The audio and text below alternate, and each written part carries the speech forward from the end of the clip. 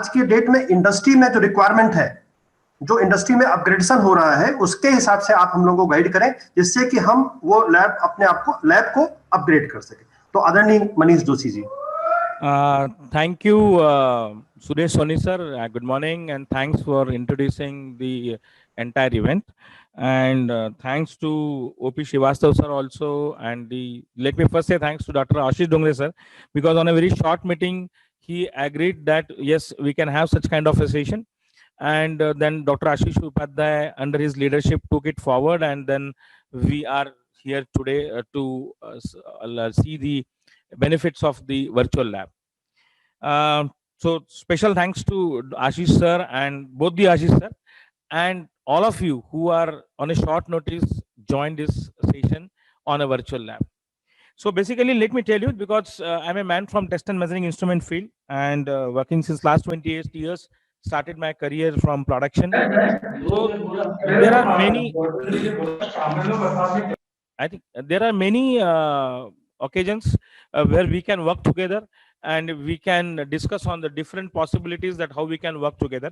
But today I'm not guiding you that what to be done, but I'm just taking a session on the virtual lab, because after this pandemic, during this pandemic and the COVID, all classes are going online. We all are agree with that.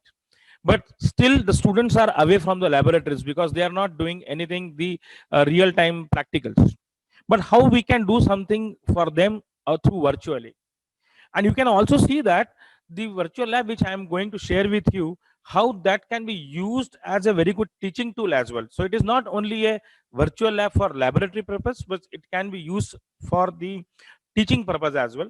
So I will not much take more time, and I will directly jump into the what my virtual lab platform is, and I will move ahead into that. So before that, as sir has introduced that I am the BE Electronics and Telecommunication, but let me tell you that I feel proud that I am a polytechnic holder, the diploma holder from Vaishnav, means that is from the MP Technical Education, and that has paid me lot in my engineering also and into my career also, to understand the basic concept, because the curriculum when I did my polytechnic during 89, it was fantastically framed, and I hope that same syllabus is still there, means with the improved version of the syllabus during last 3 decades. So let me share my virtual lab platforms. I'm just sharing my screen.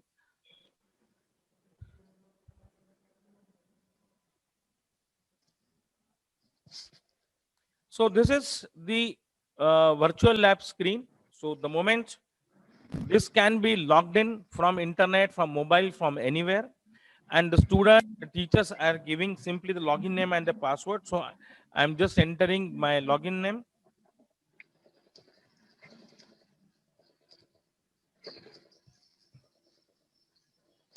So now this is a cloud version actually. So for example, let me open a new window for you. So let me select the BPL.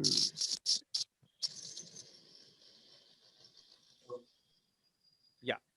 So now, and simply once before starting the actual session, I just simple request you everyone that you are all expert in your subjects. So with due respect to that, you just put yourself into your college days and you feel that you are a student, that how such tools are useful and how such tools can be used by you as a teacher for student to understand the basic concept. So even if I am taking Ohm's law, don't feel that kya Ohm's law kya hum dekh rahe hain. But basically the thing is, let us imagine that we are student and how then it is useful for understanding the subject. So now this is what the virtual lab. So any laboratory, if you go, either you are performing the experiments on some training platforms on a bench, or you are performing some experiments on a breadboard. So assume that this is your breadboard, and for any electronics laboratory, you will see that there is some shelf and the components are being put into that shelf. The components are grouped into different boxes, that a diode ka box, this box is for transistor, this box is for digital ICs, this box is for analog ICs, this for op-amp ICs. So similarly, this is a breadboard for you, and this is a component shelf of your virtual lab. For any circuit, for any electronic circuit, there are some basic components which are required. Say for example, I need a voltage source. So this is a voltage source is available. I need a ground connection. So this is a ground. I need a voltage generator. मुझे function generator की गरज पड़ती है. So there is a function generator. For test and measurement, I need voltmeter, I need an ampere meter, or I need a ohm meter, or I need a impedance meter, or I need a light emitting diode. So basically, the basic components: ground, the voltage source, the battery, the voltage generator, the voltmeter, ampere meter, resistance. So these are all basic components are grouped on your component shelf into one component box. But now, how you do into laboratory? You just take that from lab assistant and you issue that components for a breadboard, and then you return that. The same way here, you have to just only to drag and drop. Say I need a voltage generator, you just drag it and keep it over here. I want a ground, drag it and keep it over here. I want some resistances, take one resistance over here. If I want another resistance, I can have another resistance. If I need a capacitance, you can have a capacitance over here. If I need another resistance, I can have another resistance over here. So it's simply as you usually do into your real labs. Then you need into electronic circuit some switches. So you have this huge bank of switches. Switches and we are going to give some inputs. So for example, I need a single pole, single throw. So I can have a single pole, single throw.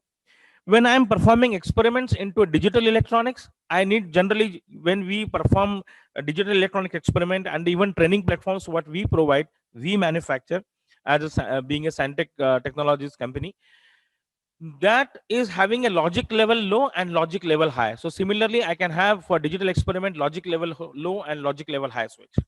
For digital experiment itself, you need some clock, and you want to give a clock on your pressing a switch, that is the push to on switch, that we call it into digital lab experiments pulsar switch. So I can have a pulsar switch. If I need a hexa keypad for microcontroller microprocessor experiments, I can have a hexa keypad over here. If I need some relays, I can have a single pole open relay, single pole closed relay. If I want a single pole double throw switch for 2 positions, I can have it. If I want a time control switch, even I can have a time control switch. I can drag and drop it.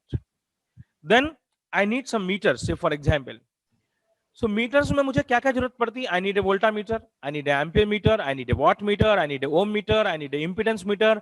Sometimes I need to listen some audio, so I need a speaker. For logic indications, I need a logic probe and oscilloscope. I need a signal analyzer. If I need a 7-segment display for digital experiments, I can drag and drop a 7-segment display. So these are all output devices, output meters, what we can say.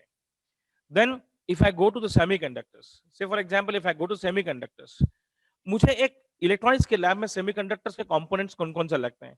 I need op amps, I need operational amplifier, I need some diodes, so I can have a diode. I need some Zener diodes, so I can have a Zener diode as a Zener regulator के experiment में चाहिए तो मुझे कोई light emitting diode चाहिए, so I can carry a light emitting diode. So this is a light emitting diode. I need a NPN transistor, I can have a PNP transistor. This is how usually we have these components into the box. So this is a huge library of semiconductor components, and you will be surprised to know that these are the SPICE models given by the manufacturer, and this tool is having 20,000 component library. आपको जिस भी op-amp IC का number चाहिए वो op-amp IC you will get it over here. Whatever the digital logic gate की IC चाहिए, you will get the digital logic IC gate. आपको जो भी नंबर का ट्रांजिस्टर चाहिए, you will get that particular transistor number of that particular number transistor, whether it is NPN or PNP, whatever you select. Say for example, मुझे एक operational amplifier चाहिए. The moment I click it, you can see that ये manufacturer है, Analog Devices. इसका IC number 8549, 8645, 1676 different op-amp ICs are available into your virtual lab. इतने op-amps तो हमारी real lab में भी नहीं रहते हैं. But here op-amps are available in your lab. These are the आप इस पर सर्किट बनाइए, टेस्ट कीजिए, and then you can directly go for going hardware आप परचेस कीजिए और आपका सर्किट टेस्ट कर लीजिएगा. सो 1676 op-amp ICs are available. If I go for, say for example, instrumentation amplifier, you can see that 30 different kind of instrumentation amplifier ICs are available. मुझे यदि voltage regulation की ICs चाहिए for example, तो मेरी 7805, 7905, LM117, these all voltage regulator 79, 7824, ये सब मेरी voltage regulator ICs are available. So basically these I required. If 555, very popular IC into the academics, so I am having a triple IC, 555 timer IC as well. If I go for gates, then मुझे यदि कोई inverter gate चाहिए, I can have an inverter gate. यदि मुझे logical ISIS लेना है for example, तो मैं यहां से लॉजिकल आइसिस सिलेक्ट कर सकता हूं. आई can go here, I can, ये जब सिलेक्ट करता हूं तो आई कैन हैव 7400, 7401, 740T, ये पूरी 63 डिफरेंट डिजिटल की आइसिस मेरे पास अवेलेबल है. So it has a huge component library into your virtual lab, and definitely there will, आपको इसके अलावा किसी और कंपोनेंट की गरज नहीं पड़ेगी. But now what you do in when you are performing experiments into your laboratory, what you do basically, what we do is we simply connect different components through patch cords. Generally यदि आपने एक readymade training platform लिया है तो patch chords connect करते हैं, जो connecting cables connect करते हैं, या फिर सिंगल स्ट्रैंड वायर से आप कंपोनेंट्स को कनेक्ट करते हैं ऑन ए ब्रेडबोर्ड. तो similarly this becomes your connecting wire. You just drag it, drop it, connect it. Again, you can just go here, you can drag it, drop it. And this is everything I'm doing online. Offline version is also available, but I'm doing everything is online because in one pandemic, this is all remotely you can do. If I want to connect this, I can connect like this. Say, for example, I'm connecting to this. I want to connect this to this. I can connect this.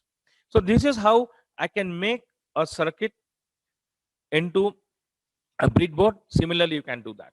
If I want to change some resistance values, say for example, if I go here, I can change the resistance value. Right now it is 1K. If I want to give 100K, say for example, I am giving 100K, this resistance becomes the 100K. So just on a double click, I can change the value. If I go to a voltage generator, अब इसमें beauty है, if I go to a voltage generator, I can select whether I need a unit step or a sine wave or a triangular wave, जो function generator में लगता है. But student का एक aptitude बहुत अच्छा सेट होता है. The moment I select a sine wave and when I go to the parameters, say for example, तो स्टूडेंट कैन अंडरस्टैंड कि जब हम साइन वेव की बात करते हैं, so we talk about 3 major parameters. One it is the amplitude, another is the frequency, and third is the phase. These 3 are the important parameters when you are using a sine wave for testing some particular circuit. But the moment I go for a square wave, so for example, if I go for a square wave, then if I go for some parameters, you can see that जब square wave की बात होती है, I have to talk about amplitude also, I have to talk about frequency also, but at this time, the rise time and the fall time is very important. There might be a possibility that I may be having a square wave to test some digital circuit, but its rise time is 60 nanosecond. And there is another square wave whose rise time is 1 nanosecond. So definitely 1 nanosecond rise time square wave of same amplitude and same frequency will be having a fast switching, because it changes its level from 10% of its maximum value to 90% of its maximum value in a time of 1 nanosecond, while a 60 nanosecond square wave, rise time square wave, takes 60 nanoseconds to reach from its 10% of its maximum value to the 90%. So ये student को generally जब function generator से lab के अंदर जब square wave लेता है, so rise time of a square generator, say for example we manufacture function generator, that's rise time is fixed, say it is 30 nanosecond.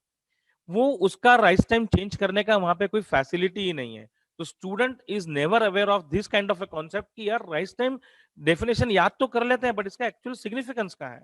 So they can understand कि जब भी square wave की बात करेंगे, जब भी कोई जनरेटर खरीदने की बात करेंगे, so we should see that square wave तो भैया एम्पलीट्यूड फ्रीक्वेंसी की मिल जाएगी 10 लोगों से, बट किसका राइस टाइम कैसा है और मेरी एप्लीकेशन के लिए कौन सा सुटेबल है. So this aptitude also increase by using this virtual lab platform. So let's this is just simply what different facilities what you have. You can change different inputs and outputs. So this is what. Now let's come how we can do this. So I'm starting with the Ohm's law. So for example, Ohm's law, although आज 11वीं में या 10वीं के syllabus में है, but I don't think कि they are doing the Ohm's law experiment, and even in engineering also we are not doing Ohm's law experiment. But I will share one of my experience that Ohm's law, Faraday's law, these are the very important laws. when I was traveling to Malaysia, and there I was giving one seminar, and just there were all faculties from different universities, and I simply said that I just took an antenna into my hand, and I said that the Faraday's law has given two important things to the field of electronics. One is the transformer, because transformer works on the principle of Faraday's law, and second is the antenna, because that also works on the electromagnetic induction. आप Yagi antenna में folded dipole पे signal देते हैं, and that is which is a active element, but rest of the elements of your antenna are parasitic elements, and energy gets electromagnetically coupled, and this is what electromagnetic coupled is Faraday's law. तो ये दो law इतने important है. I will show you one by one. So let me go first the Ohm's law, for example. एक Ohm's law का experiment करना है हमें, फॉर एग्जांपल एक रियल लैब में. व्हाट विल डू, हम एक वोल्टेज सोर्स लेंगे, हम एक रेजिस्टेंस लेंगे, हम उसके अक्रॉस वोल्ट मीटर लगाएंगे, और हम इसके अक्रॉस एम्पियर मीटर लगाएंगे. मैंने एक वोल्ट मीटर लिया, रेजिस्टेंस लिया 10 ओम का, 10 वोल्ट का मेरा वोल्टेज सोर्स लिया हुआ है, एम्पियर मीटर सीरीज में लगा दिया, वोल्ट मीटर मैंने पैरेलल में लगा दिया, and now I simply going for a DC से फॉर वेट अ मिनट. राजी यहाँ से क्या आ रहा है यार? हाँ, okay fine. I'll go for a DC. Now I will go here, and the moment I will click it, I will get the results. 10 volt, 10 का रेजिस्टेंस, 1 एम्पियर करंट फ्लो होना चाहिए, और रेजिस्टेंस के अक्रॉस 10 वोल्ट आना चाहिए. I will see that yes, I am getting the 10 volts. In laboratory, we ask student to change the value of resistance. Usually, we connect the Ohm's law, rheostat. Change the value of resistance and see that how voltage and current varies. So now I can do that with the help of over here. I will just click it over here. Now this is resistance is 10 and step size is 5. Now I increase the resistance. अब ये 15 value हो जाएगी, and my current and resistance will vary. So now it is 10 volt, 666.67 ampere current. If I go 20, now it is, say for example 500 milliampere, and it is 10 volts. If I 25, then you can see that it is 10 volt 400 milliampere. If I go for 30, 10 volt 400 milliamperes. If I go for say 35, the current is increasing, and then I can ask student note down the readings, draw the graph, and this is how I can work on a Ohm's law experiment. This is a very basic experiment which I was supposed to tell you, but now let me come back to another kind of thing which even hardware का जो training platform है उससे भी concept clear नहीं होता है. Yesterday I was taking one session for IIT Delhi, and there when we discussed a very fantastic concept came. हमारे polytechnic के सिलेबस में भी, इंजीनियरिंग के सिलेबस में भी हम सुपरपोजिशन थ्योरम पढ़ाते हैं, इलेक्ट्रिकल में भी, इलेक्ट्रॉनिक्स में भी थेवेनिन्स थ्योरम पढ़ाते हैं, नॉर्टन्स थ्योरम पढ़ाते हैं. When students are performing a superposition theorem experiment, हम सुपरपोजिशन थ्योरम जो एक्सप्लेन करते हैं, we explain them that when there are multiple sources connected into a circuit, then the current flowing through a particular component is nothing but it is the result of all the voltages, all the sources applied. And how then I can calculate? I can consider one source at a time and see what current is flowing through that particular component one by one. And when I'm considering one source, then all the sources connected into the circuit, they to be replaced by their internal resistance. If it is a voltage source, then its internal resistance to be replaced by resistance in series. And if there is a current source, then its internal resistance to be replaced by a equivalent their internal resistance in parallel. पर हम कभी भी, क्योंकि हमारे यहाँ जब power source power supply रहता है तो ideally it's internal resistance is 0, हम पावर सप्लाई से आउटपुट लेते हैं, बट इंटरनल रेजिस्टेंस का कॉन्सेप्ट स्टूडेंट को समझाने के लिए इट्स वेरी डिफिकल्ट कि कैसे हो सकता है. No for example, it's a very basic thing, but ये इतना कॉन्सेप्ट क्लियर करता है बंदे का कि मजा आ जाता है कि हाँ यार this is a very good thing. ये यदि मैं बताऊं तो बहुत अच्छी बात है. से for example late me go for the internal resistance concept first. Internal resistance concept. See that there is a voltage source, there is a 2 kilo ohm resistance I have connected, and the voltmeter is connected into the parallel to this. A very simple thing. एक ideal voltage source है मेरा, this is my ideal voltage source, it is having 5 volts output, I set 2 kilo ohm का resistance मैंने parallel में लगाया हुआ है, and volt meter have connected, तो ये 5 वोल्ट डायरेक्टली इसके पैरेलल में आ जाएगा. So I will simply go over here and I can see that yes I am getting 2.5 volts. What happened, 2 के का रेजिस्टेंस लगाया है तो ये 2.5 वोल्ट क्यों आ रहा है? And here is the problem, because 2 के लगाया है, 5 वोल्ट का सोर्स है, फिर 2.5 वोल्ट क्यों आ रहा है? And this is nothing but it is because of the internal resistance of this voltage source. Right now it is 2k. Now let me put it first ideally, say for example, let me put it ideally as a 0. Now let me go back and let me see over here. जब मैं ये देखता हूं तो मुझे 5 volt आता है, पर यदि मैं इसका इंटरनल रेजिस्टेंस, जो कि मैं मेरे लेबोरेटरी में भी एक्सपेरिमेंट करके बच्चों को बता नहीं सकता हूं, मुझे एक्सटर्नल एक रेजिस्टेंस करके कनेक्ट करके दिखाना पड़ता है.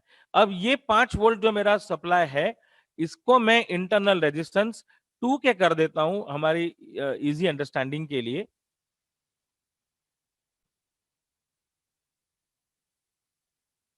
लेट मी डू इट 2 के.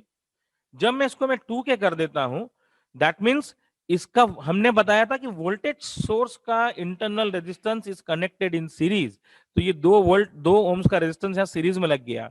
ये 2 के और 2 के का रेजिस्टेंस सीरीज में है, यानी it is a voltage divider. Voltage divide करेगा, 5 वोल्ट जो है इस इंटरनल रेजिस्टेंस में डिवाइड हुआ और इस रेजिस्टेंस में डिवाइड हुआ, दोनों की वैल्यू सेम है, तो 2 resistance of equal values connected divides the voltage equally, we all know and we have to convey to the students, and that is the reason 5 volt का 2.5 वोल्ट यहाँ आया और 2.5 वोल्ट जो है वो उसके इंटरनल रेजिस्टेंस में ही एब्जॉर्ब हो गया, and this is how we are getting the 2 volt. So how fantastically we can explain this into a classroom as well, and student can understood it into a laboratory as well. Now let me go back again, say for example same with the current source. So if I go for a current source,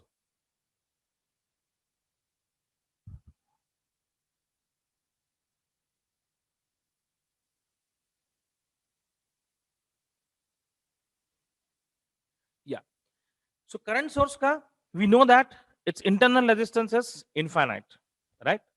It is connected in parallel. अब यदि मैं ये internal resistance एक 10 ampere का current source है, there is a ampere meter and there is a 1 K resistance, तो simple है, मेरे इस रेजिस्टेंस में से 10 एम्पियर का करंट फ्लो होगा and I will get that yes 10 ampere current is flowing. But if ideally internal resistance should be very high, that is infinite.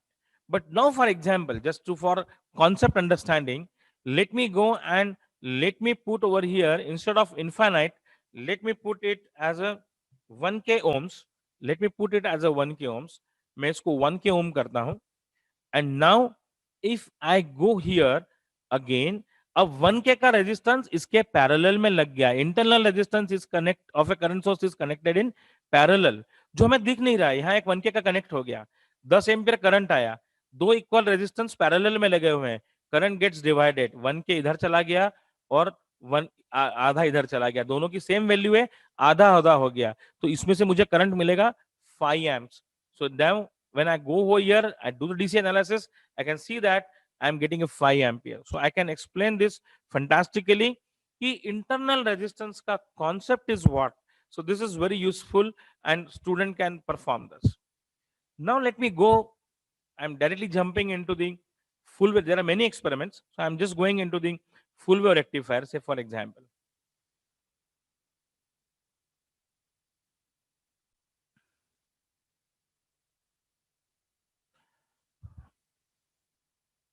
I'm connecting capacitance over here.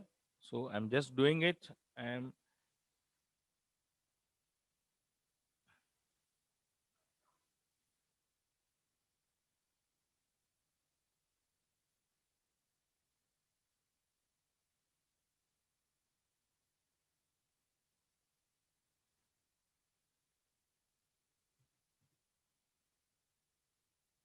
fine. So generally हम जब बच्चों को पढ़ाते हैं bridge rectifier, full wave rectifier by using centre tap transformer, so these are the 2 diodes I just wanted to confirm first with Ashish Upadhyay sir. Sir, am I audible? Ashish sir? Yes, sir. Audible है, sir. Audible. Audible है ना? Audible. Okay, fine. And I hope it is going okay, right? The speed is fine, or should I reduce my speed? Sir, everything is good, sir. Fine. Thank you, sir.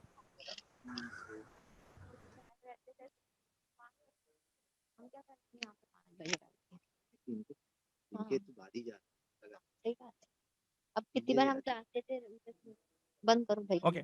There is some query into chat box. I will reply it. You just put your email ID also. I will reply it over email. Fine. So now there are two diodes. यहाँ पे मैंने अलग अलग number के लिए हुए हैं, उनकी कैरेक्टरिस्टिक्स सेम है, उससे कुछ फर्क नहीं पड़ता है. And there is a capacitor resistance filter network. So say let me put this value also to the 1K. तो ये मैंने 1K sorry. Let me put its value to the 1K. So that is 1 kilo ohms. 1 kilo ohms. Now what is there is that when I'm doing, हमने एक student को दे दिया कि भाई एक तुम फुल वेव रेक्टिफायर का एक्सपेरिमेंट लैब में करो. जनरली वहां पे अभी जो स्टूडेंट एक्सपेरिमेंट करते हैं वहां पे सब सर्किट पे लगा रहता है, वो सिर्फ जाते हैं फुल वेव रेक्टिफायर को कनेक्ट करते हैं और ऑसिलोस्कोप के ऊपर देख लेते हैं. अब यहाँ पे वो कंसेप्ट जब हमारे रियल लैब में वो ये समझ नहीं पाते हैं कि यार मैंने कनेक्शन कैसे कर रहे हैं, how I have connected two diodes, मैंने कैपेसिटर रेजिस्टेंस लगाया हुआ है, मैंने आउटपुट सही लगाया हुआ है, ट्रांसफार्मर के ये कहाँ पे मैंने कनेक्ट करी हुई है. बिकॉज वहां पे मिमिक है, वहां पे सब कनेक्टेड है. Only he has to go and he has to see on oscilloscope whether he is getting the rectified output और not. Now when I do this and if I go into the analysis and if I go into the transient response, अभी मैंने इसका जो sine wave है, इसका sine wave select किया हुआ है, 10 वोल्ट एम्पलीट्यूड है और फ्रीक्वेंसी 50 है, यानी टाइम पीरियड जो है 20 मिलीसेकंड का है. 20 मिलीसेकंड का है तो मैं इसका जो ट्रांजिएंट है वो मैं 2 साइकिल के लिए लेता हूं. That means I need to see the transient for 40 millisecond. So I will go for this. I will go start display 0 से चालू होना 40 milliseconds तक, ताकि 2 cycles का मैं response देख सकूं, and let me run it. So the moment I run it, I will see that yes, this is what I am getting. Now here one can explain in a classroom also, and student can see into the lab as well, that why I am getting this. In books I am getting two. Generally जब मैं पढ़ता था हम बोलते कि 2 पहाड़ निकाल देना भाई सीधे एक ही डायरेक्शन में, one by one. So that is basically the full wave rectified output. But this is now, I'm seeing that this is because of the capacitor, which is working as a filtering action. The capacitor during the first cycle gets charged. During the next cycle, through that CR time constant, it's gradually discharges. Again, the next cycle comes, it gets again charged. Again, it discharges. And this RC time constant gives whether I am having a ripple or I am having more ripple or I am having less ripple or I am getting the flat output. Ideally, I should get the flat output. So it all is a game of the RC time constant. So let's change. Right now it is 1K. Let me disturb it. Let me do it, sorry, for a 100 ohms. I do it for a 100 ohm. I'm doing it 100 ohm. Now I go for analysis and I go for see the transient and I can see it. Now I can see that yes, ripple has increased like anything. Now if I go again, if I go back over here, I change its value to 10K. मैं इसकी value 10K कर देता हूँ, OK कर देता हूँ, and I go for the analysis. I go for the transient, and I say OK for 2 cycles. I can see that I'm getting almost a flat output. ये थोड़ा सा यहाँ पे ये ripple का वो part है, but I'm almost getting a flat output. Now these things people are not doing when they are doing in a hardware experiment. उसका वो implication नहीं आता है, oscilloscope पे वो कई बार दिखता नहीं है. So this is how it is very useful, and even if in a classroom also I can take it my theory class with the help of this and ask student to make your own rectifier. हमारा languaging change हो जाएगा. Student को हम बोल सकते हैं कि make your own rectifier, change the value of capacitor resistance network across it and show the results. And these results they can put into their journal. दूसरा एक होता था कि जैसे हमने मैं GSIT से पढ़ा हूं, हमने थेवेनिन्स थ्योरम का एक्सपेरिमेंट किया. हमारे यहाँ एक उस टाइम प्रोफेसर महेश्वरी हुआ करते थे. Once he just stand up into the classroom and laboratory, he was checking journals, we were all doing experiments, 4 की बैच में हम experiment कर रहे थे, and then he suddenly asked that you have all copied the journal. और being a sincere student जैसे आज भी रहते हैं और पहले भी हम भी जब वैसे थे, हमने बोला नहीं नहीं सर, हमने किसी ने कॉपी नहीं किया है, हमारे सबके रिजल्ट्स हैं. Then he said that यार मैं इतने साल का एक्सपीरियंस है मेरा, डेसिमल के बाद 3 डिजिट्स तक सबकी वैल्यू, सबका आंसर एक ही आ रहा है और आपने अलग अलग दिन अलग अलग परफॉर्म एक्सपेरिमेंट किया हुआ है. इट इज नॉट पॉसिबल, क्योंकि थेवेनिन्स थ्योरम के बोर्ड के ऊपर रेजिस्टेंस जो 10 साल पहले आपने ट्रेनिंग प्लेटफॉर्म लिया है, उसकी रेजिस्टेंस की वैल्यू सेम है. रेक्टिफायर पे डायोड और उसकी वैल्यू सेम है. रिजल्ट्स ऑलमोस्ट क्लोज टू आना है. लड़के वही 10 के और 5 के का रेजिस्टेंस लेकर के कॉपी कर देते हैं. But here you can give them your own network कि आपने थेवेनिन्स थ्योरम समझी है कि नहीं, तो उसके लिए आपने रेक्टिफायर समझा है कि नहीं कि कैसे मुझे कनेक्शन करना है. So that you can test with the help of such kind of virtual lab. So you are almost getting a flat output. अब एक हमारे दिमाग में आता है कि does this capacitor is responsible for filtering action? Now when you go for a rectifier hardware circuit, generally वहां पे कई बार ये इंटरनली कनेक्टेड रहता है, तो ये फैसिलिटी रहती नहीं कि मैं कैपेसिटर को रिमूव करूं. But let me remove this. I am just removing this capacitor. I am removing this capacitor. Let me change its the value to the 1K. To the original, I am going back. I'm just doing 1K. Now, if I go for the analysis, यदि अब मैं oscilloscope के ऊपर waveform देखता हूं for 2 cycles, I will see that I am getting the full half wave rectified output. अब मुझे समझ में आता है कि यार ये तो मेरा पिक्चर ही नहीं था, ये कैपेसिटर हटा दिया, मेरा जो फिल्टरिंग एक्शन खत्म हो गया. लेकिन भाई साहब ये क्या होगा, this cycle I am not getting, but although my diode is been connected over here. Wait a minute, my diode is connected over here, but still I am not getting my first cycle. So what I can do is, let me go back over here. Let me say मैं second cycle नहीं मिल रही. अब second cycle के लिए generally जब हम पढ़ते थे तो हम याद कर लेते थे कि during the first cycle upper diode conducts, during the second cycle lower diode conducts. याद कर लिया, but we have not never feel it और realise that. No, for example I can go over here. इसमें मैंने इस diode को open करके रखा हुआ है. Now let me do it. Fault हटा देता हूं. मैंने उसमें डायोड में फॉल्ट डाल के रखा था. Now this tool also helps you and student that to understand कि किस कंपोनेंट के साथ कैसा फॉल्ट आ सकता है. डायोड है तो भैया या तो ओपन होगा या शॉर्ट होगा. So I am again doing it as a none. पहले मैंने ओपन कर रखा था.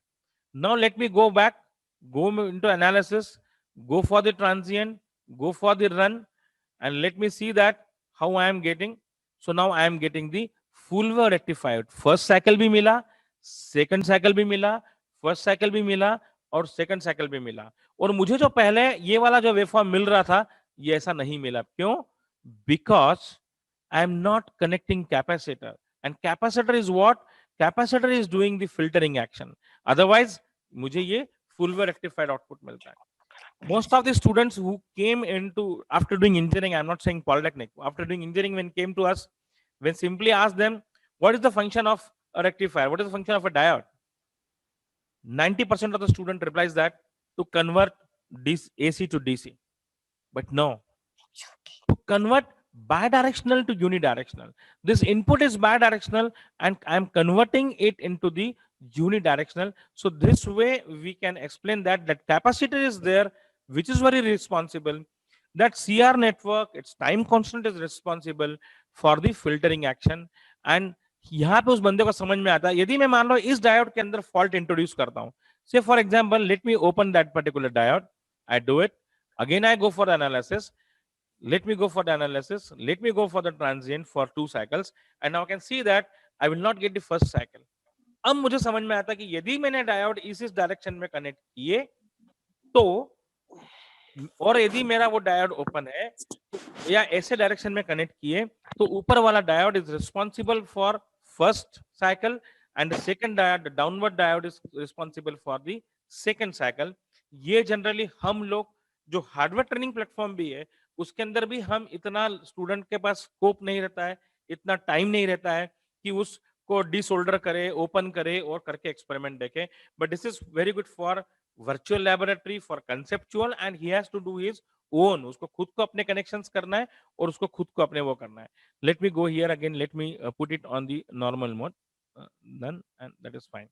So this is how I can take into a class.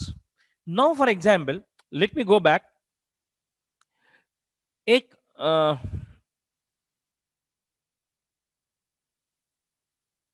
yeah,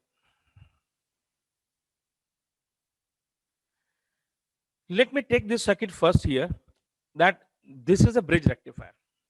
When I completed my engineering and when I joined the company, so I had a chance to work into the telephone manufacturing unit as well, the Crompton Graves. And when I was working over there, one gentleman says that कि जो मेरा, मैं जब उसमें काम करता हूँ हमारे क्या बोलते हैं टेलीफोन के अंदर, एक सिंपल मेरे साइड में एक स्किल्ड पर्सन बैठे हुए थे. He was a aged person having experience, and he asked me that what is the function of bridge rectifier into a telephone unit, into telephone product. The my reply was that to convert AC to DC. He said, how you can say that to convert AC to DC? तो मैंने बोला कि भाई bridge rectifier का तो हमने यही पढ़ा है फलाना फलाना किताब. Then he asked me, in telephone you get a DC voltage from your exchange. So what is where is the question of AC? But still I was having ego that I did my engineering. I had read Melman Halkias, I read top Malvino और Allen Mottershead सब किताबें पढ़ी हुई हैं AC to DC. Then he said, no, the bridge is used into telephone for polarity protection.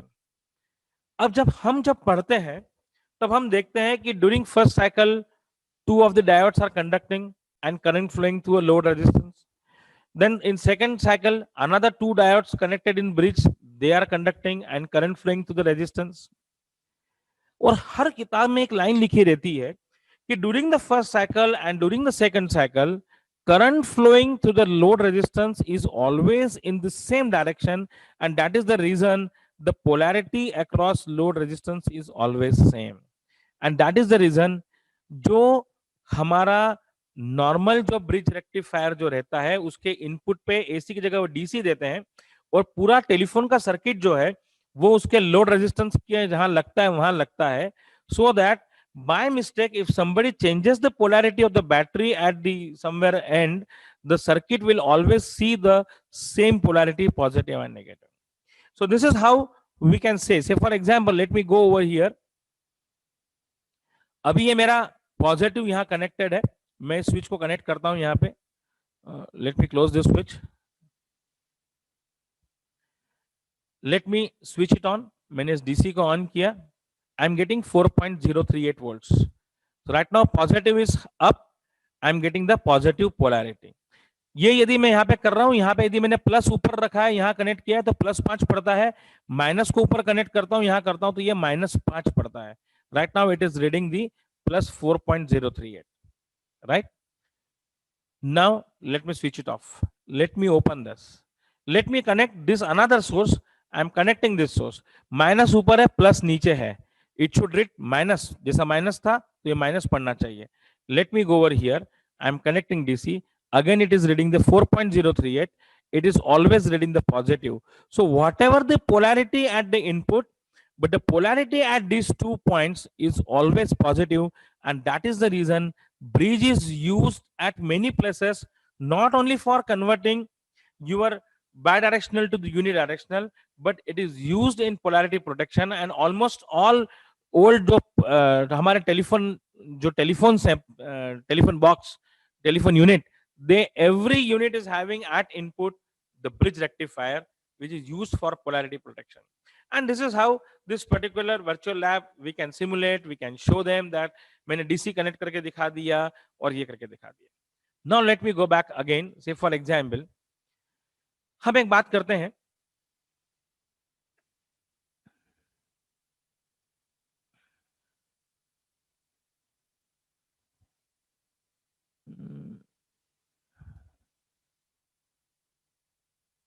Yeah, let me take something from the जो मैंने IIT Delhi के लिए लिया था, and they liked it fantastically. Let me take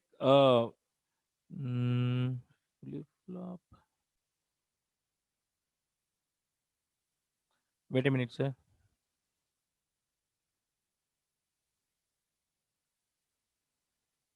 Yeah. Let me take, forget about this. Let's focus on this side. Let's focus on this side. Usually, we talk about a D flip flop, and a JK flip flop, toggle flip flop, RS flip flop, D flip flop, JK flip flop, J and K tied together, putting it at 5 volts. It acts as a toggling, that is the toggle mode. Generally तो हमारा एक experiment करने का concept है, means when I was doing my engineering, I did my masters also, I did my polytechnic also. मैं हमेशा मेरे कई ऐसे हल्के फुल्के सेमिनार्स में बोलता हूं कि I had a privilege to see all the laboratories. Even मैंने बीएससी भी किया हुआ है, physics chemistry mathematics from Holkar science college, and fortunately I did it from all good colleges. Vaishnav I did from BSc from Holkar science, B from SDS, ME from IET DAVV. तो I had seen that कि मैं हमेशा बोलता हूँ कि मैंने labs देखी है, लैब में काम बहुत कम किया, क्योंकि हमेशा बोलता हूँ लैब्स देखी, क्योंकि बस जाते थे जर्नल कॉपी कर लेते थे. But probably if I could have done it, probably I could have somewhere else. And I think probably जो अभी हमारे यंग एस्पिरेंट स्टूडेंट्स हैं, यदि ऐसा एक्सपेरिमेंट करेंगे, definitely their concepts will be more clear. हम जब डी फ्लिप फ्लॉप की बात करते हैं, और जब हमारा जो एक कन्वेंशनल एक्सपेरिमेंट करने का तरीका रहता है, it is that to verify the truth table, है ना. एक ट्रूथ टेबल वेरीफाई करने का एक्सपेरिमेंट रहता है. क्लॉक हाई, डी को 1 पे रखा, क्यू 1 आया कि नहीं आया. क्लॉक 0 करी, डी को 0 किया, क्यू 0 हुआ कि नहीं हुआ, और क्यू बार 1 हुआ कि नहीं हुआ. That is what I do the experiment. Student class में आता है, वो ट्रूथ टेबल में रीडिंग्स नोट करता है, एंड ही गोज अवे.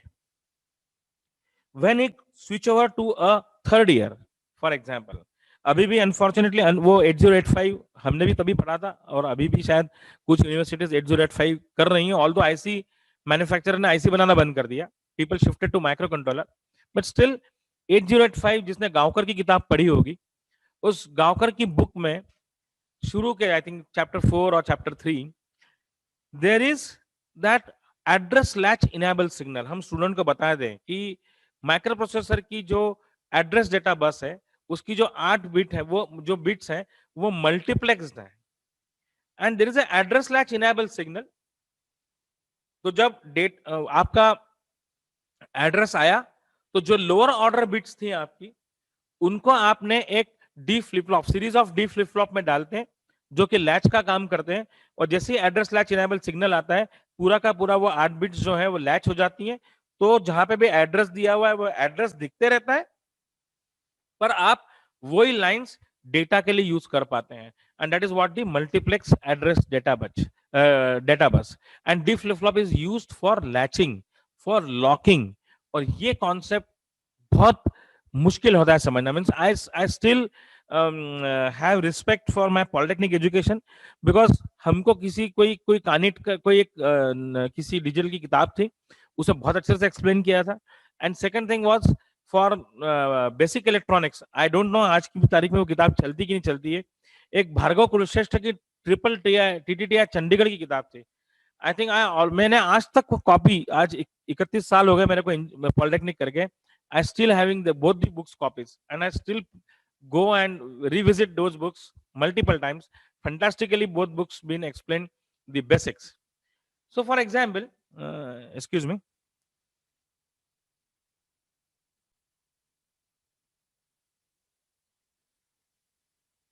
या तो हम ये देखें कि जैसे डी फ्लिप फ्लॉप के अंदर हम एक लैच लॉक का काम करता है कि डेटा लॉक हो गया. अब इसको बहुत अच्छी तरह हम एक ट्रूथ टेबल वेरीफाई कर रहे हैं, तो बड़ा कठिन हो जाता है. पर यदि हम इसको इस डी फ्लिप फ्लॉप के ऊपर कैसा लड़के को जो कॉन्सेप्ट बताना कि लैच कैसे करता है. अब आप देखिए, इसको मैं यहाँ पे जाकर के से फॉर एग्जाम्पल, इसको मैंने हाई पे रखा हुआ है और क्लॉक को हाई रखा हुआ है. ये एक्टिव इनेबल मेरी क्लॉक हाई है, और ये भी मेरा क्या है, हाई है. तो ये हाई है तो यहाँ पे भी 1 मिलेगा, लो होगा तो 1 मिलेगा, क्योंकि मेरी क्लॉक कैसी भैया, हाई है. Late me go for here, let me go for analysis. मैंने ये किया,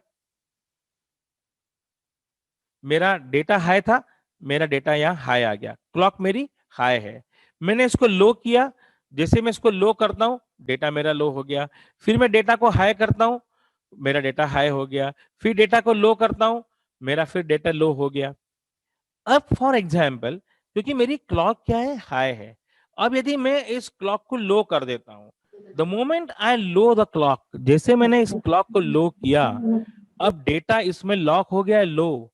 अब मैं यहाँ पे कितना भी खेलता रहूं, यहाँ डेटा कितना भी चेंज हो, ये हाई हो गया फिर भी ये लो है, ये फिर मैंने हाई लो किया फिर भी ये लो है, फिर मैंने इसको हाई किया फिर भी ये लो है, फिर मैंने इसको लो किया फिर भी ये लो है, क्योंकि मेरा क्या है, डेटा लॉक हो गया है बिकॉज ऑफ दिस क्लॉक, इसकी चाबी इसके पास है। अब मैं इसको वापस जब हाई करूंगा, फॉर एग्जाम्पल इसको हाई करके रखा हुआ है लेकिन फिर भी क्या है, डेटा वही है जो पुराना, तो हम बताते हैं कि अनलेस एंड अनटिल, जब तक कि अगली क्लॉक नहीं आती है तब तक डेटा क्या है, जो था पहले वो लॉक हो चुका था। अब जैसे ही मैं इसको हाई करता हूं इस क्लॉक को, आप देखेंगे कि मेरा डेटा क्या हो गया, वापस हाई हो गया। और हमको स्टूडेंट को डी फ्लिप फ्लॉप का एप्लीकेशन ये है, जब फील्ड में जाएगा तो उसको ये एप्लीकेशन यूज करना है, उसको ये समझना है कि मुझे कितनी देर के लिए डेटा को लॉक करना है, तो उस क्लॉक की जो फ्रीक्वेंसी, अभी तो मैं हाथ से कर रहा था तो मैं उसमें वहां पे एक स्क्वायर वेव रहेगी, तो उस क्लॉक की फ्रीक्वेंसी या टाइम मैं यहाँ क्लॉक की फ्रीक्वेंसी से सेट करूंगा। तो ये मुझे कॉन्सेप्ट बताना है मेरे स्टूडेंट को, न कि truth table. Truth table important है, ट्रूथ टेबल हम किताब में पढ़ रहे हैं, उसको वेरीफाई करना इंपॉर्टेंट है, लेकिन उस वेरिफिकेशन के साथ मुझे उसका कॉन्सेप्ट भी समझना है कि इस डी फ्लिप फ्लॉप का उपयोग क्या है। सो this is how one can understand, एक बंदा जो है वो डी फ्लिप फ्लॉप को कैसे क्लॉक लॉक के रूप में यूज किया जाता है, लैच के रूप में यूज किया जाता है, ये समझ सकता है। Then let's come to JK flip flop. हम देखते हैं कि जेके फ्लिप फ्लॉप को ही मैंने क्यों लिया है, मैं जस्ट ऐसे ही एक सोच रहा था, मैं जेके फ्लिप फ्लॉप को इसलिए यहाँ पे ये लिया है मैंने जेके फ्लिप फ्लॉप को, क्योंकि जेके फ्लिप फ्लॉप जो है वो सबसे ज्यादा यूज होता है शिफ्ट रजिस्टर्स के अंदर, डी फ्लिप फ्लॉप यूज होता है, काउंटर सर्किट्स के अंदर जेके फ्लिप फ्लॉप यूज होता है।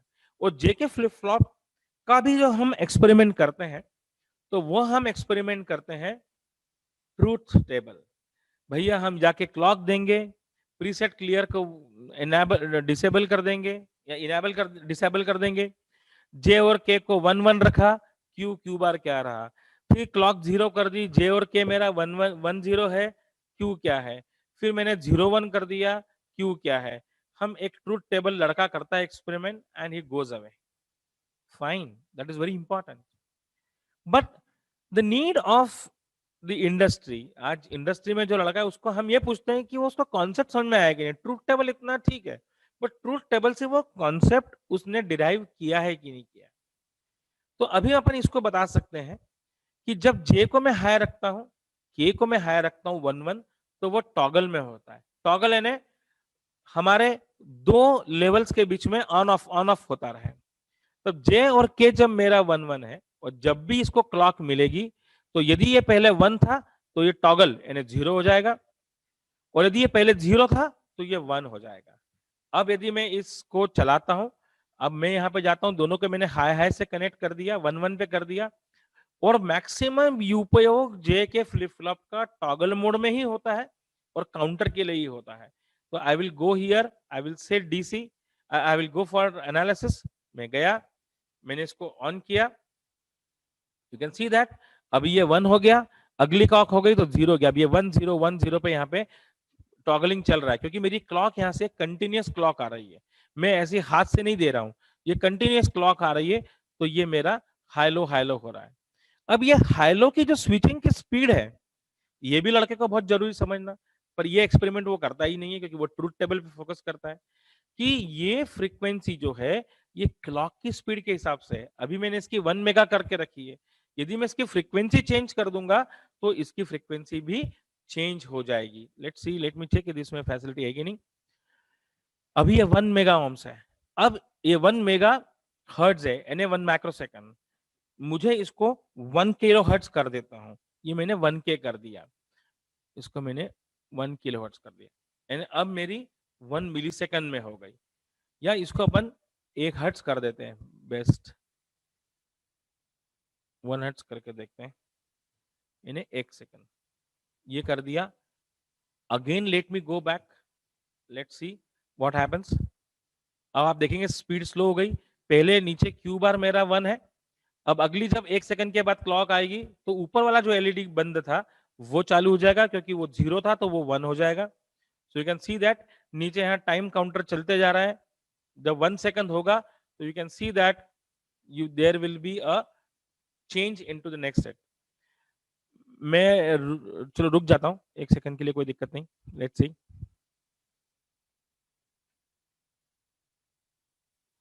ये उसकी इंटरनेट की स्पीड पे डिपेंड करता है, तो ये यहाँ पे ये चेंज हो जाएगा। I just wanted to show you that how it has become slow now.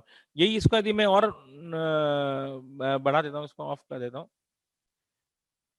1 kilo hertz ही कर देता हूँ ताकि थोड़ा जल्दी जल्दी हो जाए, पहले की तुलना में थोड़ा स्लो हो जाएगा।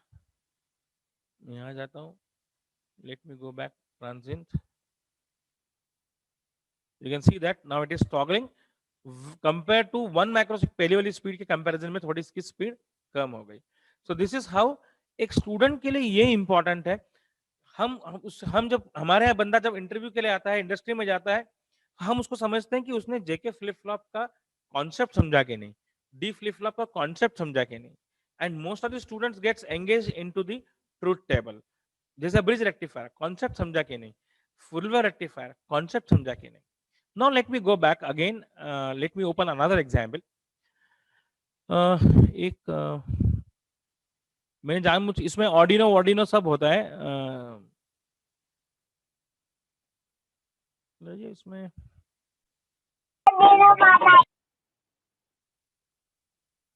नहीं, मैं अप डाउन काउंटर देख रहा था कि वो भी एक अच्छा कॉन्सेप्ट बच्चों के लिए रहता है ना, अपन अपने इंटरव्यू में पूछते हैं ना, वहाँ में इसमें देखना जो अप डाउन काउंटर दिख रहा है क्या मेरे इसमें यार?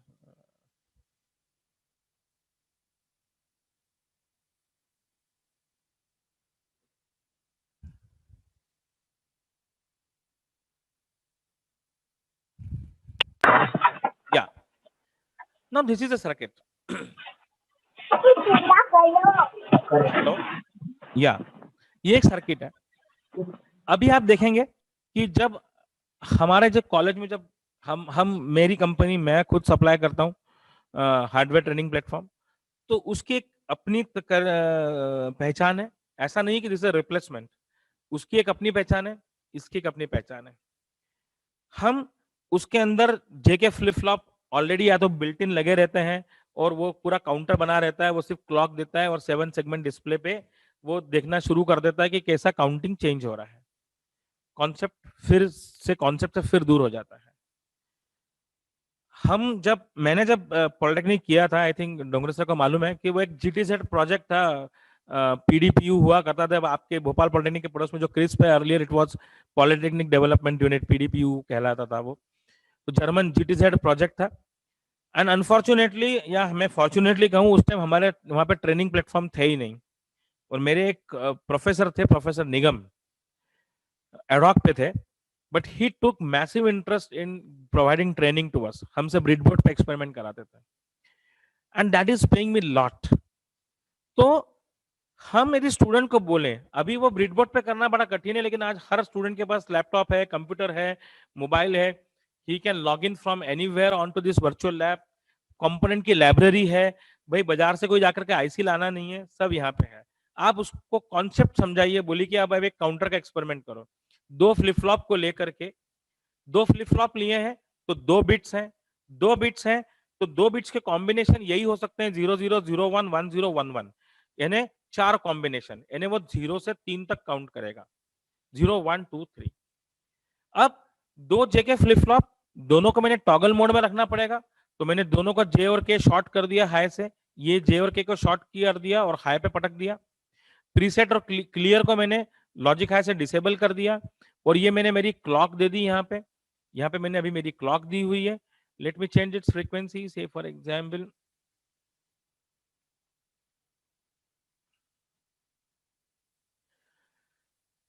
क्लॉक दे दी।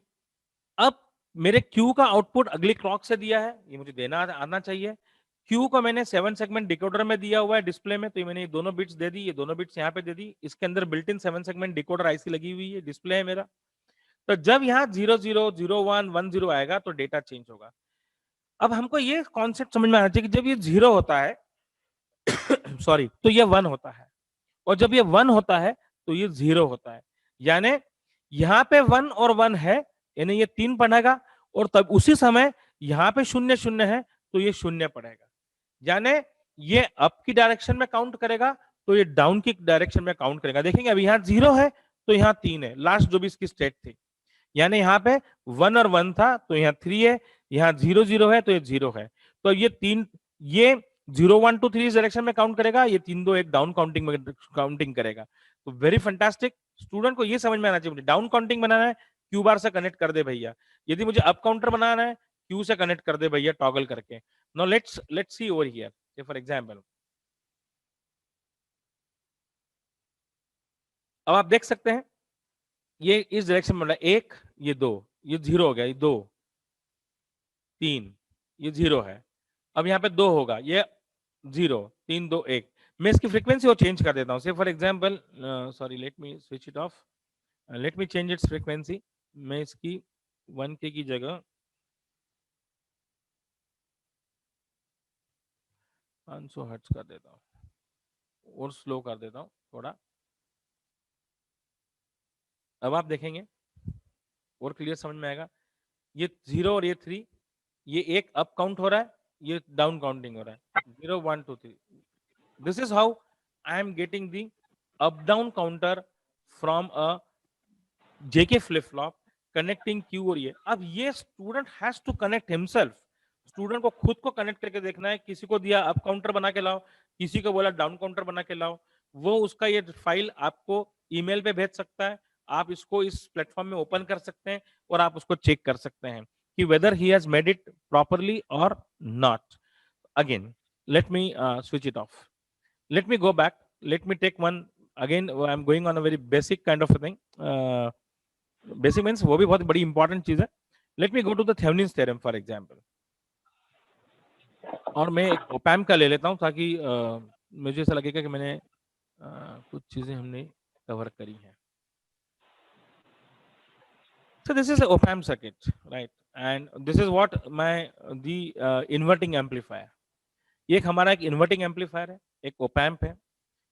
अब क्लासरूम जनरली जो लैब में जाता है कि ये पूरा, हेलो, यस, हाँ, हम क्लासरूम में जाते हैं तो हमारा ओपैम्प सर्किट बना बनाया रहता है, लड़के सिर्फ इनपुट देते हैं और आउटपुट देख लेते हैं। पर फॉर एग्जाम्पल यदि मैं इसमें जाकर के देखूं कि मैंने साइन वेव दी है, साइन वेव का एम्पलीट्यूड मेरा 1 वोल्ट है और फ्रीक्वेंसी मेरी 1K है, फाइन, कोई दिक्कत नहीं, ओके ओके। मैं इसकी वैल्यू को से फॉर एग्जाम्पल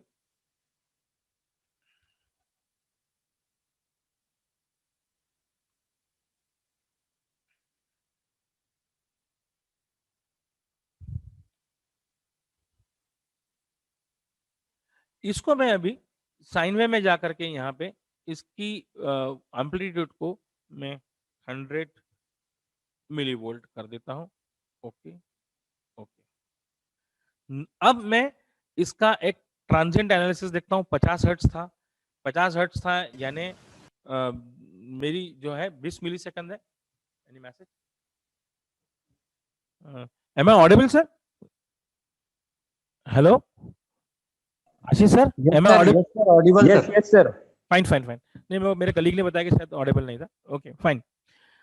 अब मैं एनालिसिस में जाता हूं, एनालिसिस में जाता हूं। Let me do the transient analysis for 2 millisecond, क्योंकि मैंने 1 किलोहर्ट्ज की वेवफॉर्म ली है, साइन वेव फ्रीक्वेंसी, यानी 1 किलोहर्ट्ज की है, यानी 1 मिलीसेकंड उसका टाइम पीरियड हुआ। Let me show that again for the ready reference.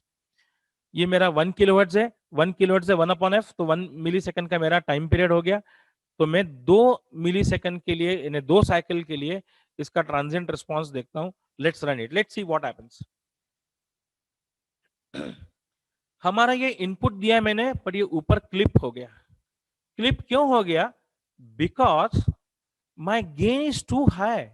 50 के मेरा जो इसके अंदर मैंने 50 का गेन है, तो 100 मिलीवोल्ट इंटू 50 मेरा 5 जैसे वोल्ट पावर सप्लाई मैंने 5 वोल्ट की करी हुई है, तो सैचुरेशन मेरा क्या हो गया? ज्यादा हो गया। That means I will have to lower down the gain. यदि मैं अब इस गेन को फॉर एग्जाम्पल 20 के कर देता हूं RF अपन RN, जो कि मैं जनरली मेरे उस एक्सपेरिमेंट में करके नहीं देखता हूं, अब मैं एनालिसिस में जाता हूं। Let me go back, let me go for the transient and let me see that what is happening. आप देख सकते हैं कि मेरा ये इनपुट था और ये मेरा एम्पलीफाइड आउटपुट है और ये इन्वर्टेड है। मेरा 2000 का गेन है, 20 का गेन है, तो ये मेरा 2 वोल्ट आउटपुट आ रहा है। This is how I am doing it.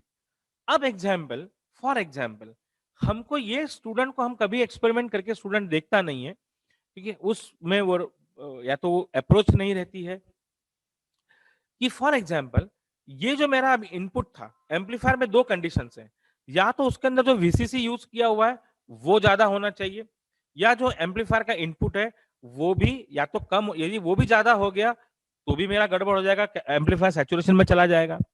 Generally हमारे यहाँ मेरा आज you will not believe, I keep on going as an external examiner, बहुत सी जगह जाता हूँ, अच्छे अच्छे इंजीनियरिंग यूनिवर्सिटीज में जाता हूँ, और हमारे सब मेरी मजाक उड़ाते हैं, कह रहे सर आप क्या जाते हो, आपको क्या आता है? मैं बोलता हूँ यार मैं तो एक ही प्रश्न पूछता हूँ, बहुत बेसिक बेसिक प्रश्न पूछता हूँ। मैं कई बार ये प्रश्न पूछता हूँ कि एक ब्लैक बॉक्स एम्पलीफायर है जिसका गेन 100 का है, और मैंने 1 वोल्ट इनपुट दिया, और उसकी बॉक्स की जो ब्लैक बॉक्स है उसका पावर सप्लाई 10 वोल्ट है, और मैंने 1 वोल्ट इनपुट दिया, और यदि मेरा उसका 1000 का गेन है तो मुझे आउटपुट क्या मिलेगा? मैक्सिमम लोग उसको गेन से सीधे मल्टीप्लाई करके बता देते हैं, कोई ये नहीं बोलता है, ऐसा नहीं है कि मैंने 5 वोल्ट का पावर सप्लाई यूज किया हुआ है एम्पलीफायर के लिए, 1 वोल्ट इनपुट दे रहा हूं, और यदि मेरा 20 का गेन है तो 20 वोल्ट आउटपुट सब जने बता देते हैं। कोई ये नहीं बोलता है कि सर 5 के ऊपर तो जाएगा नहीं, क्योंकि एम्पलीफायर सैचुरेशन में चला जाएगा, क्योंकि आप कोई नई एनर्जी तो जनरेट नहीं कर सकते ना, you can just change it, but maximum 90% of the students fails, they simply multiply by the gain and input, क्योंकि उनका मालूम है गेन का formula VO upon Vin, gain दिया हुआ है, इनपुट दिया हुआ है, तो आउटपुट कितना है। अब यहाँ पे हम एक्सपेरिमेंट करके दिखा सकते हैं। फॉर एग्जाम्पल, अभी ये मेरा साइन वेव का जो एम्पलीट्यूड था वो मेरा 100 मिलीवोल्ट था, मेरा गेन अभी 20 का है।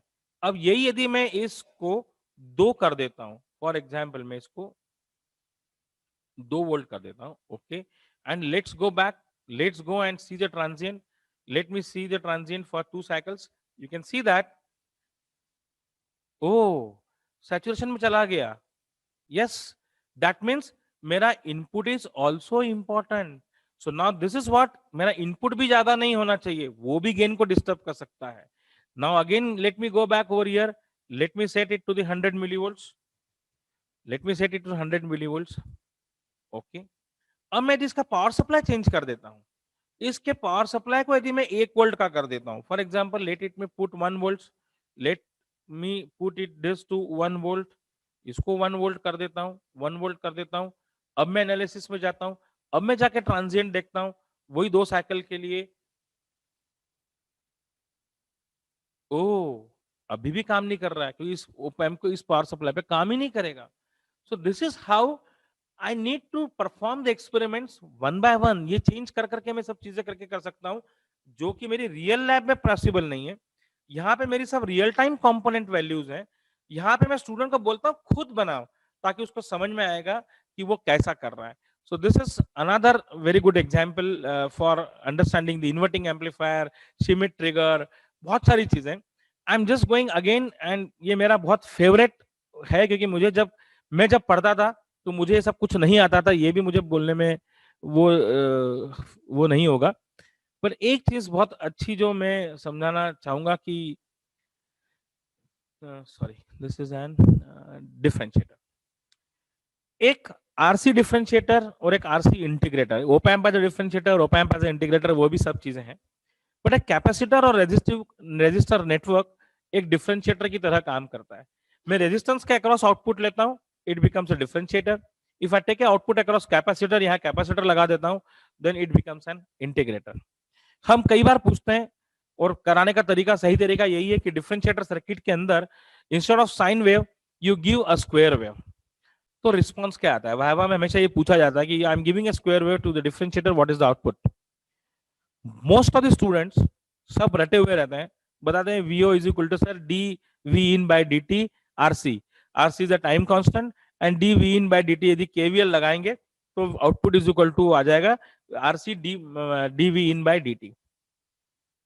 क्यों आ जाएगा? और d we in by D t है, that is nothing but rate of change of voltage with respect to time.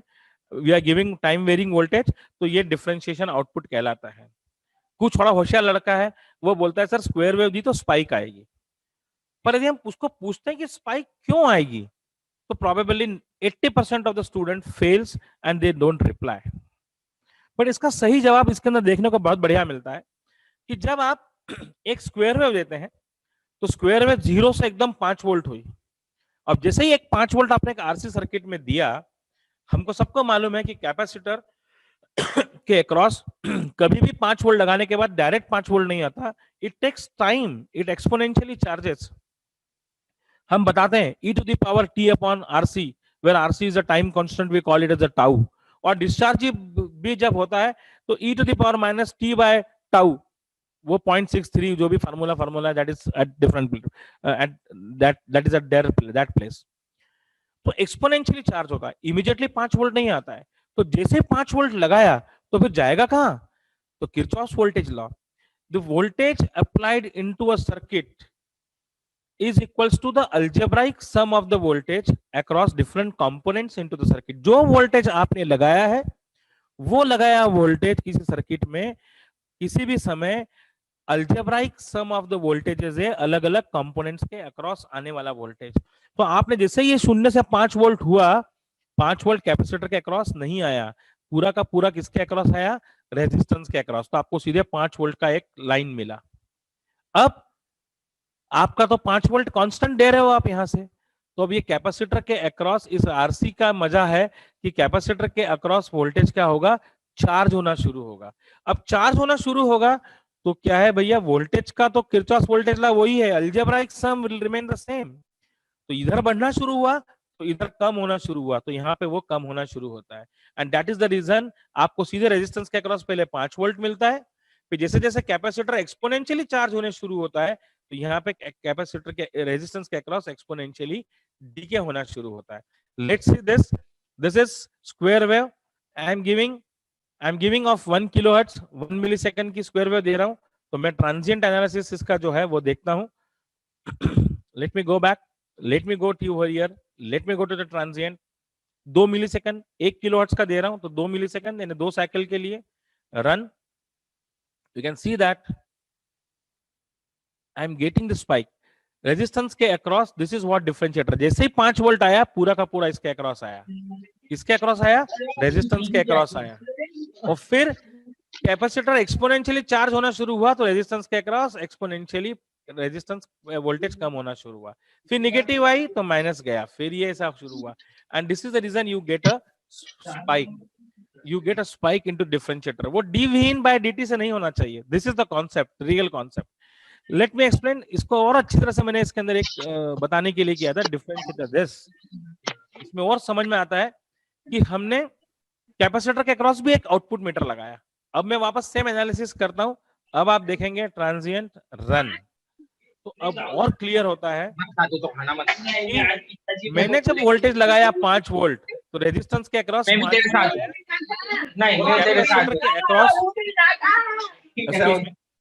Capacitor के अक्रॉस 0 वोल्ट है। अब capacitor is exponentially charging, exponentially ये एक्सपोनेंशियली कम होते जा रहा है। This is how a differentiator circuit works. और ये बंदा वहां पे लैब में आप उसको कैपेसिटेंस रेजिस्टेंस की वैल्यू दे दीजिए, लड़का खुद इस कंपोनेंट सेल्फ से कंपोनेंट्स लेगा, खुद सर्किट बनाएगा। ये पिक्चर्स आएंगी, इनको अपने प्रैक्टिकल्स के अंदर के फाइल के अंदर कॉपी करेगा। So this is how virtual lab concept is. I am just ending here. Sir ने मुझे बताया था 1.5 घंटा, बहुत सारी चीजें हैं इसमें। ऑर्डिनो के ऊपर भी प्रोग्रामिंग की जा सकती है, मेनी थिंग्स आर देयर। हम चूंकि मध्य प्रदेश को बिलोंग करते हैं, हम आगे और भी आपसे कनेक्ट रहना चाहेंगे, और ऐसे इसी के ऊपर एक क्लास और की जा सकती है आगे। और